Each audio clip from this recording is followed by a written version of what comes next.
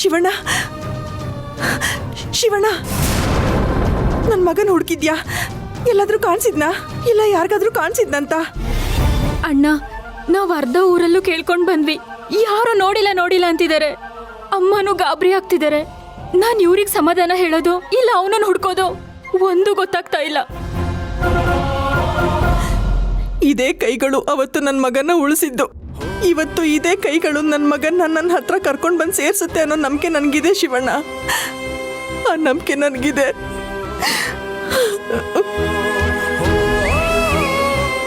ಇದೇ ಕೈಗಳೇ ನಿಮ್ಮ ಮಗನ ಮಣ್ಣು ಮಾಡಿದ್ದು ಕೂಡ.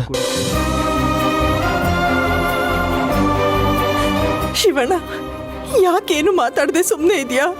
ನನ್ನ ಮಗನ ಬಗ್ಗೆ ಏನು ಗೊತ್ತಾಗ್ಲಿಲ್ವಾ? ಇಲ್ಲಮ್ಮ, ಏನೂ ಗೊತ್ತಾಗಿಲ್ಲ. ಅಯ್ಯೋ ದೇವ್ರೆ, ಒಂದು ವಾರ ಆಯ್ತು ನನ್ನ ಮಗನ ಮುಖ ನೋಡಿ. ಎಲ್ಲಿದ್ದಾನೆ ಅಂತನೂ ಗೊತ್ತಿಲ್ಲ, ಹೇಗಿದ್ದಾನೆ ಅಂತನೂ ಗೊತ್ತಿಲ್ಲ, ಊಟ ತಿಂಡಿ ಮಾಡಿದ್ನೋ ಅದು ಗೊತ್ತಿಲ್ಲ. ನಾನು ಏನ್ ಮಾಡ್ಲಿ? ಈ ಸಂಕಟನ ಹೇಗ್ ಸಹಿಸ್ಕೊಳ್ಳಿ? ನನ್ನ ಮಗನ ಮುಖನ ಅದು ಯಾವಾಗ ನೋಡ್ತೀನಪ್ಪ ಭಗವಂತ? ಕೊನೆವರೆಗೂ ಹೀಗೆ ಕೊರಗ್ತಾ ನರಳಿ ಸಾಯ್ಬೇಕಾ ನಾನು? ಅಯ್ಯೋ, ಸಮಾಧಾನ ಮಾಡ್ಕೊಳ್ಳಮ್ಮ. ಅಯ್ಯೋ, ಏನ್ ಮಾಡ್ಲಿ? ಇವ್ರ ಸಂಕಟ ನನ್ನಿಂದ ನೋಡೋಕ್ಕಾಗ್ತಿಲ್ಲ. ಎಲ್ಲ ಸತ್ಯನ ಹೇಳ್ಬಿಡ್ಲ ಇವ್ರಿಗೆ?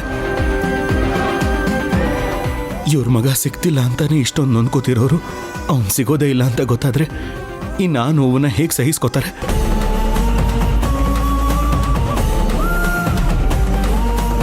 ಇಲ್ಲ, ಇದನ್ನ ಹೀಗೆ ಬಿಟ್ರೆ ಈ ಕಡೆ ನನ್ನ ಮನ್ಸಿಗೂ ನೆಮ್ಮದಿ ಇರಲ್ಲ, ಅವ್ರಿಗೂ ನೆಮ್ಮದಿ ಇರಲ್ಲ.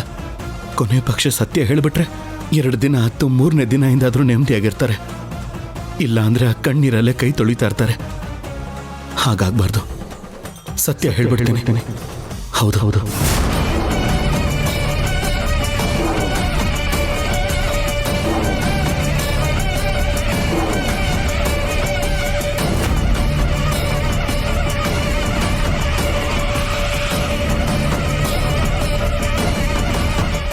ನನ್ನ ಮಗ ಸಿಗ್ತಾನೋ ಸಿಗಲ್ವೋ ಒಂದು ಗೊತ್ತಿಲ್ವೇ?